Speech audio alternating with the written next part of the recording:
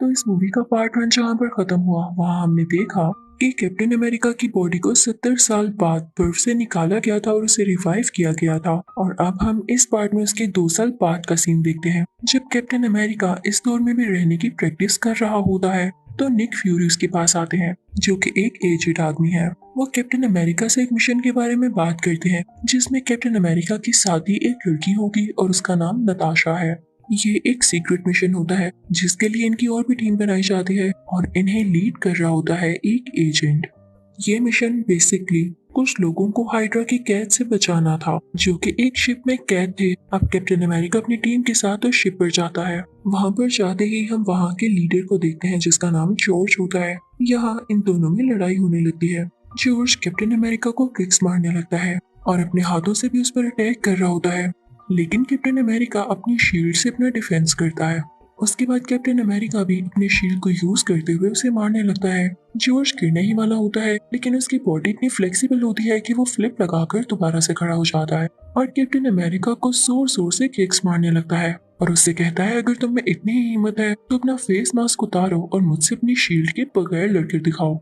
Captain America अपनी shield को पीछे लगाता है और अपना मास्क उतार लेता है और अब उन दोनों में बहुत जबरदस्त फाइट स्टार्ट होती है। कैप्टन अमेरिका यानी स्टीव भी जॉर्ज को काफी मार रहा होता है और आगे से जॉर्ज भी कुछ काम वार नहीं कर रहा होता। तभी कैप्टन अमेरिका को बहुत गुस्सा आ जाता है और वो उसे जोर से पकड़कर एक दरवाजे के साथ मारता है जिससे वो दरवाजा टूट जाता है और वो अंदर आकर गिरते हैं। जॉर्ज का सर जमीन के साथ लगता है जिससे वो थोड़ी देर के लिए बेहोश हो जाता है। ये वही रूम होता है जहाँ पर नताशा भी होती है। वो शिप से सारा डाटा एक यूएसबी में कॉपी कर रही होती है। तो तभी उसके पास कैप्टन अमेरिका आता है और वो कहती है कि बस मेरा काम हो गया, इससे पहले कि वे लोग यहाँ से निकले। जॉर्ज को होश आ जाता है, वो दोबारा से लड़ाई के लिए तैयार हो जाता है।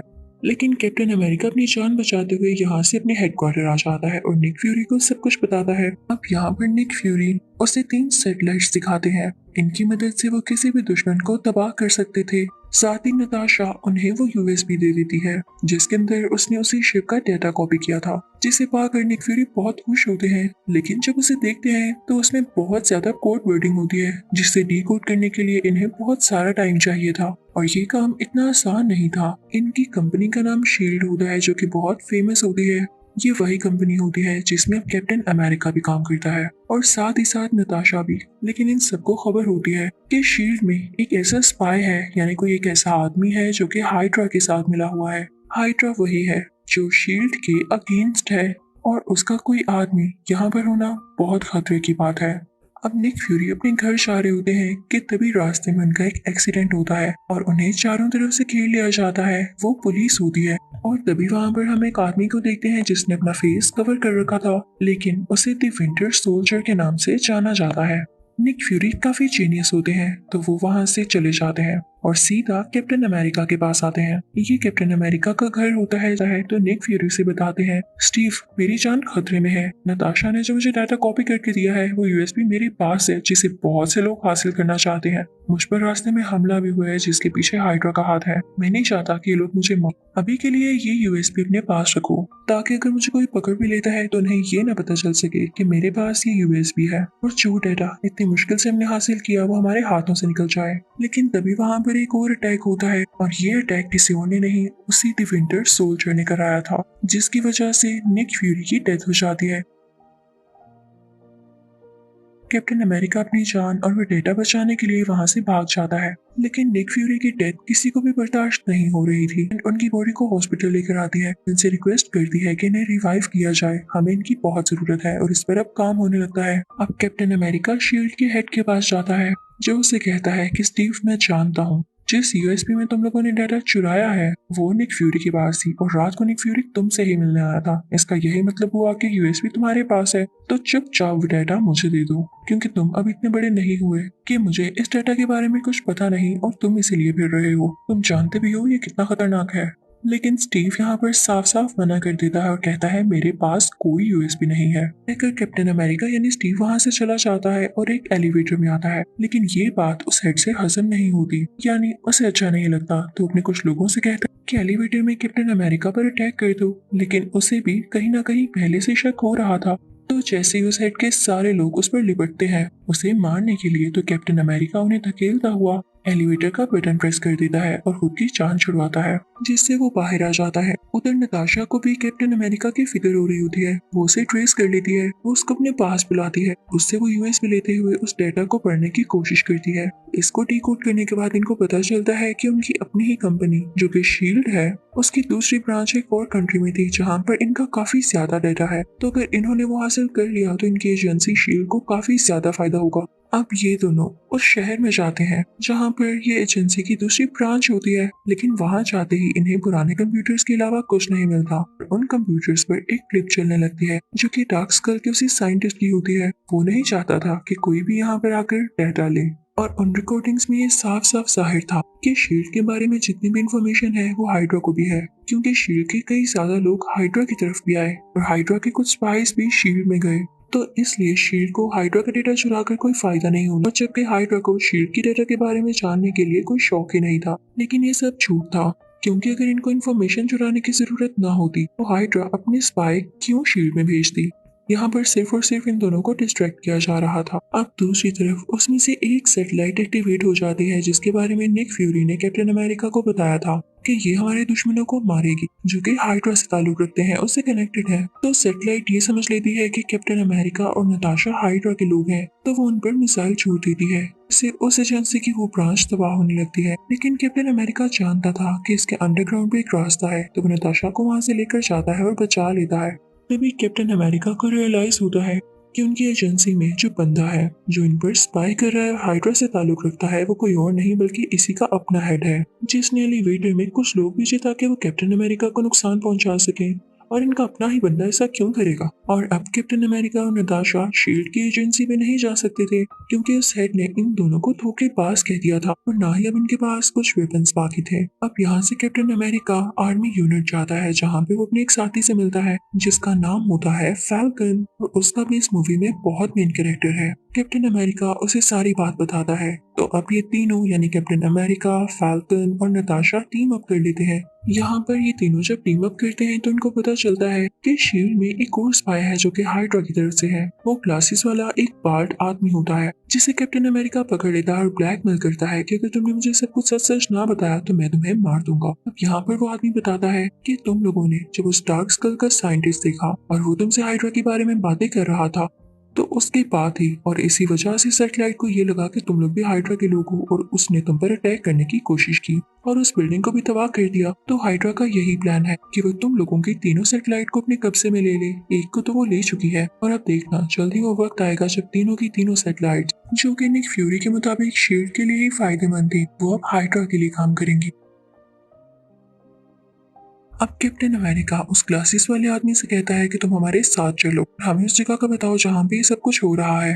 वो आदमी उनके साथ गाड़ी में बैठ जाता है, लेकिन ज्यादा दूर नहीं गए होते कि इन पर उसी द विंटर सोल्जर का अटैक हो जाता है और वो गाड़ी का शीशा तोड़ते हुए उस ग्लासेस वाले आदमी को अपने साथ बाहर ले जाता है कि तुमने इन सबको हमारे बारे में क्यों बताया। वो उसे मारने के लिए अपने साथ लेकर गया था क्योंकि उसने इनको धोखा दिया था। अब कैप्टन अमेरिका ऐसा नहीं चाहता था कि इतनी मुश्किल से इनके हाथ कोई आदमी आया जो कि इन्हें सारी नॉलेज दे रहा है। वो अपनी गन लेकर बाहर जाता है ताकि इस विंटर सोल्जर से लड़ सके। जैसे ही लड़ाई शुरू होती है तो विंटर सोल्जर का मास्क उतर जाता है और ये देख के हम सब काफी हैरान रह जाएंगे कि विंटर सोल्जर कोई और नहीं बल्कि कैप्टन अमेरिका का अपना दोस्त बकी बार्न्स होता है। यहाँ ये सुन लीजिए कि बकी बार्न्स हाइड्रा का मेंबर किस तरह बना और हाइड्रा के लिए काम क्यों करता है। क्योंकि पार्ट 1 में जब वो ट्रेन से गिरा था तो हमें ये लगा कि शायद वो मर गया है, लेकिन नीचे से हाइड्रा के लोगों ने बचा लिया था और उसका इतना ज्यादा माइंड वॉश किया, शील्ड के अगेंस्ट बातें मरी, इवन कैप्टन अमेरिका के खिलाफ भी, कि अब वो हाइड्रा के लिए ही काम करना शुरू हो गया। नेक्स्ट सीन में हम देखते हैं कि कैप्टन अमेरिका निक फ्यूरी से मिलने जाते हैं जो कि अब जिंदा हो चुके थे। वहां जाकर उनको पता चलता है कि निक फ्यूरी एक्चुअली मरे ही नहीं थे, सिर्फ एक्टिंग कर रहे थे ताकि हाइड्रा उनका पीछा छोड़ दे, और उनके असिस्टेंट ने फौरी तौर पर यानी जल्दी उनको हॉस्पिटल पहुंचाकर उनकी जान सच में बचा ली और वो ठीक ठाक है। कैप्टन अमेरिका इन्हें ऐसे देख के बहुत खुश होता है तो निक फ्यूरी उनसे कहते हैं बस अब हमें ध्यान देना होगा हमारे अगले मिशन पर। तुम जैसा कि जानते हो कि हाइड्रा ने हमारी सब सैटेलाइट्स को हैक कर लिया है, तुम्हें बस ये करना है कि हमारी सैटेलाइट्स की चिप में ऐसी चेंजिंग करनी है कि वो दोबारा से शील्ड के साथ कनेक्टेड हो जाए और शील्ड के अलावा किसी भी एजेंसी का कहना ना माने। अगर तुमने ऐसा ना किया तो वो जल्दी बाकी कंट्रीज पर इसके जरिए फायरिंग स्टार्ट कर देंगे। अब हम शील्ड की एजेंसी के अंदर ही देखते हैं कि उनमें से एक सैटेलाइट को लॉन्च किया जा रहा होता है और वहाँ पर कुछ सिक्योरिटी काउंसिल के मेंबर्स भी आ चुके होते हैं जो कि इसमें पार्ट लेने वाले थे और उनके साथ वो हेड भी शामिल था जो कि गद्दार था, बेट्रेयर था। तो कैप्टन अमेरिका ऊंची आवाज में अनाउंस करता कि हमारे अंदर ही कुछ स्पाइस मौजूद हैं, हमें उनको पहचानना होगा क्योंकि मैं जानता हूँ हमारी ये सैटेलाइट हैक हो चुकी है और हाइड्रा इसको हमारे अगेंस्ट ही यूज करने वाला है। तो मेरी आप लोगों से रिक्वेस्ट है आप सब मेरा साथ दीजिए।